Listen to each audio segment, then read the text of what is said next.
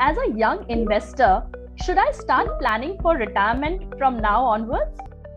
Actually, if you can, if you have that liquidity, you should do that. Because at this age, if you're in your 20s, even if you set aside 2,000 rupees a month for Right. retirement, you would be, extremely set at the age of 60. Mhm. So when I say long-term investment and when I say decades, okay, it indirectly also means retirement. So set aside a very small amount for retirement and put that into extremely aggressive funds because that money is needed 40 years down the line. Yeah, and since they are too young now. They're too young, exactly. So Yes. you can do that into small cap and aggressive funds, and you would be all set for retirement at this, then you can start accumulating for other short-term goals. Mutual fund investments are subject to market risks. Read all scheme-related documents carefully.